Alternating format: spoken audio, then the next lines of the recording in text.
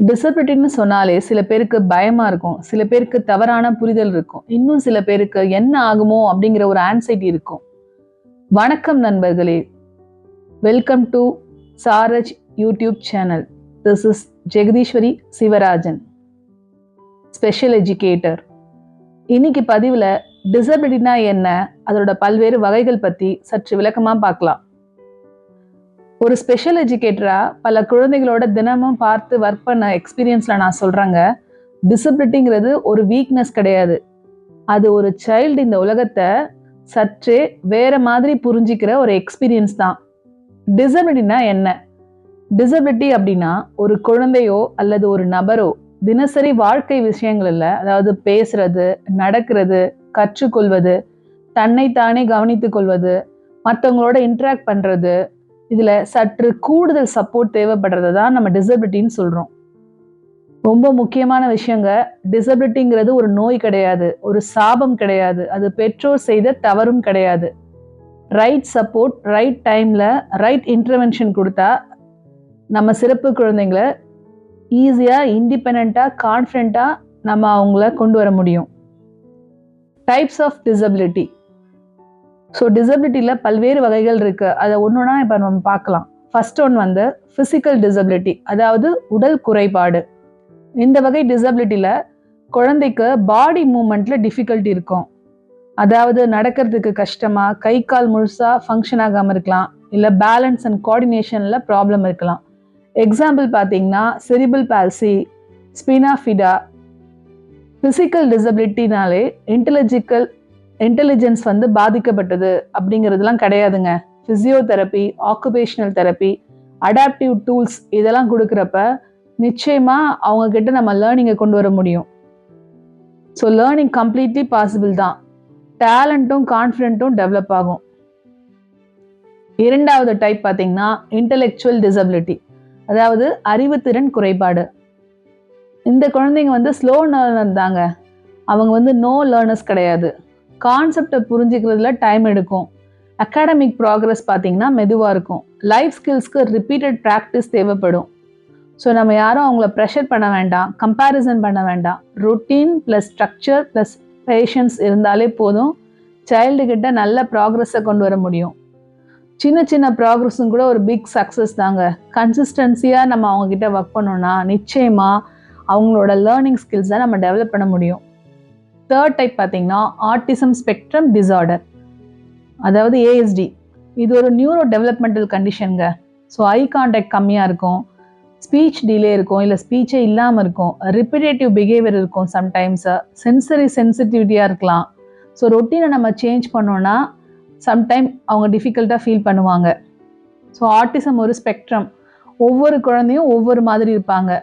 ஒரே type of autism கிடையாது. அதனால நம்ம எந்த குழந்தையும் யாரோடையும் கம்பேர் பண்ணக்கூடாதுங்க. ஏர்லி இன்டர்வென்ஷன் ரொம்ப முக்கியம்.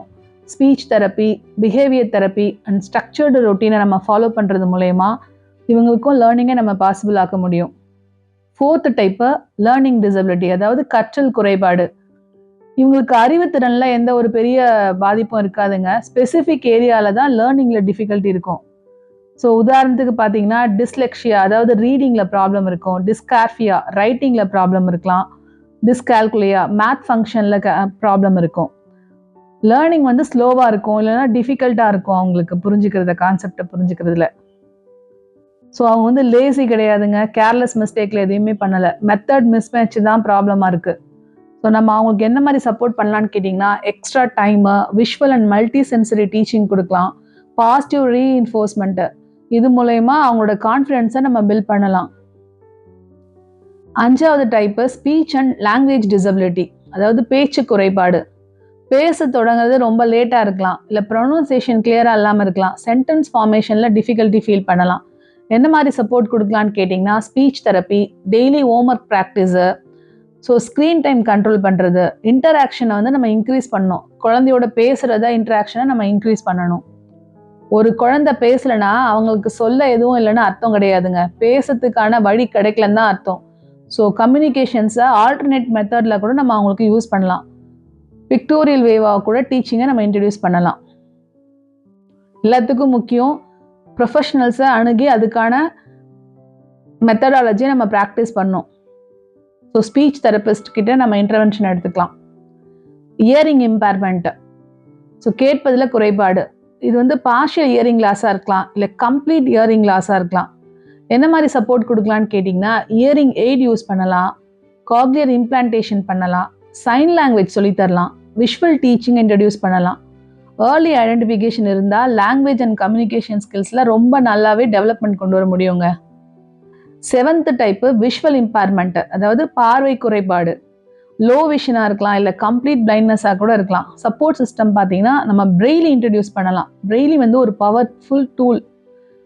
நெக்ஸ்ட்டு டாக்டைல் லேர்னிங் இன்ட்ரடியூஸ் பண்ணலாம், அதாவது தொடு உணர்வு மூலம் கற்றுக்கொள்ளுதல் சொல்லுவோம் இல்லையா, அதை வந்து நம்ம இன்ட்ரடியூஸ் பண்ணலாம். ஆடியோ மெட்டீரியல்ஸை இன்ட்ரடியூஸ் பண்ணலாம். இன்கேஸ் ஒரு கான்செப்டை நம்ம இன்ட்ரடியூஸ் பண்ணோன்னா நம்ம வாய்ஸ் ஓவரில் ரெக்கார்ட் பண்ணி கொடுத்துட்டு அதை அவங்க ரிப்பீட்டடாக கேட்க வைக்கிறது மூலயமா அவங்க ஈஸியாக லேர்ன் பண்ணிப்பாங்க. ஸோ விஷன் இல்லைன்னா விஷன் ஃபார் லைஃபே இல்லைன்னு அர்த்தம் கிடையாதுங்க. 8வது டைப்பு மல்டிபிள் டிசபிலிட்டி. ஒரு குழந்தைக்கு ஒன்றுக்கு மேற்பட்ட டிசபிலிட்டி இருந்துச்சுன்னா அந்த மல்டிபிள் டிசபிலிட்டின்னு சொல்கிறோம். உதாரணத்துக்கு ஆட்டிசம் ப்ளஸ் இன்டெலெக்சுவல் டிசபிலிட்டி இருக்கலாம், ஃபிசிக்கல் அண்ட் ஸ்பீச் டிலே இருக்கலாம். ஸோ இவங்களுக்கு சப்போர்ட் சிஸ்டம் என்னன்னு கேட்டிங்கன்னா இண்டிவிஜுவலைஸ்ட் எஜுகேஷனல் பிளான், அதாவது ஐஇபி ரொம்பவே எஃபெக்டிவாக இருக்குங்க. பேரண்ட், தெரபிஸ்ட் அண்ட் டீச்சர்ஸோட கொலாபரேஷன் இருந்துச்சுன்னா நல்லாவே ப்ராக்ரஸ் கொண்டு வர முடியும். ஸோ டீம் ஒர்க் ரொம்ப முக்கியங்க மல்டிபிள் டிசபிலிட்டியில். டிசபிலிட்டி இருந்தாலும் எபிலிட்டி இல்லாமல் இல்லைங்க. அவங்களுக்கு வேண்டியது சிம்பத்தி கிடையாது. நம்ம அவங்கள புரிஞ்சுக்கிட்டாலே போதும், அக்செப்ட் பண்ணிக்கிட்டாலே போதும். தேவையான நேரத்தில் கரெக்டான சப்போர்ட் கொடுத்தாலே சிறப்பு குழந்தைகள் நம்ம இன்ஸ்பயர் பண்ண வைப்பாங்க. ஸ்பெஷல் சில்ட்ரன் வேற மாதிரி இல்லைங்க, அவங்க கற்றுக்கிற முறை தான் வேறுபடுது. ஸோ அது என்னன்றதை நம்ம தான் ஃபஸ்ட்டு கண்டுபிடிக்கணும். ஸ்பெஷல் சில்ட்ரனுக்கு சிம்பத்தி கண்டிப்பாக தேவைப்படாதுங்க. அவங்களுக்கு ஸ்பேஸ் கொடுக்கணும், அவங்களோட க்ரோத்துக்கு நம்ம சான்ஸ் கொடுக்கணும். அப்போ அவங்க இந்த சமூகத்தில் ஒரு பெரிய ஸ்ட்ரென்த்தாக மாறுவாங்க. மீண்டும் அடுத்த பதிவில் சந்திக்கலாம். நன்றி.